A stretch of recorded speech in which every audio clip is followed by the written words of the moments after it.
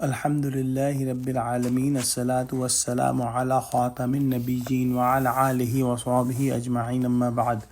فأعوذ بالله من الشيطان الرجيم بسم الله الرحمن الرحيم. قال الله تعالى في سورة هود ألف لام را كتاب أحكمت آياته ثم فصلت من لدن حكيم خبير.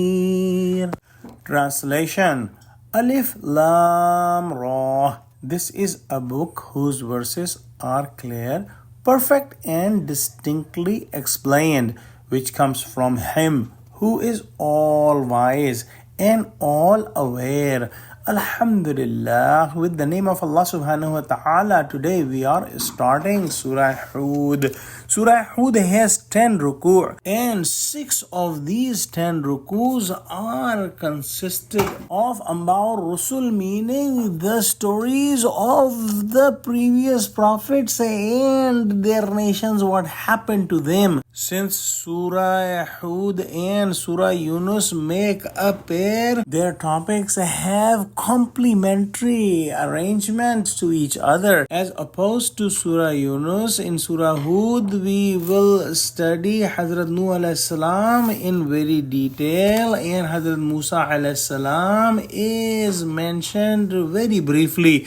And in Surah Yunus we studied the opposite of that, which was the story of Nuh alayhi salam was very briefly mentioned, and Musa alayhi salam's story was explained in more detail. We will study that between these two prophets there are other stories of prophets are mentioned in the style of Surah Araf, which was one prophet being mentioned in one ruku'. It is narrated in the hadith that Hazrat Abu Bakr Siddiq radiyallahu ta'ala anhu asked Prophet Muhammad sallallahu alayhi wa sallam that, O Prophet of Allah sallallahu alayhi wa sallam, signs of aging are coming on you. Prophet Muhammad sallallahu alayhi wa sallam replied, Shayyabatni Hudun wa akhwatuha, meaning that Surah Hud and surahs like Surah Hud have aged me.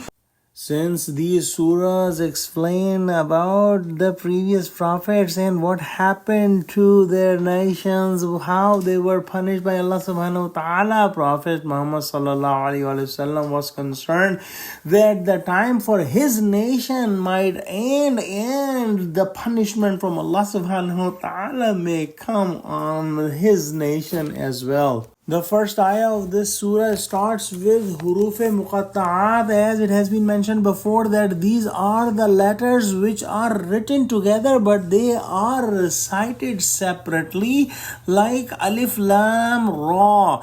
And the meaning of this is known to Allah subhanahu wa ta'ala and Prophet Muhammad sallallahu alayhi wa sallam, and no one else know the meaning of these letters, and this is purely dependent how Prophet Muhammad sallallahu alayhi wa sallam taught this to the nation. It does not involve any rules of grammar or language or sarf or nahu or anything. Another point to be noted here that in this first ayah, Alif Lam Ra are the Huruf-e Muqatta'at, but this first ayah continues and does not end at Alif Lam Ra. While we have seen at other places like in Surah Baqarah, the ayahs ends at Alif Lam Mim over there, but here the ayahs continues, and inshallah we will complete the first ayah tomorrow.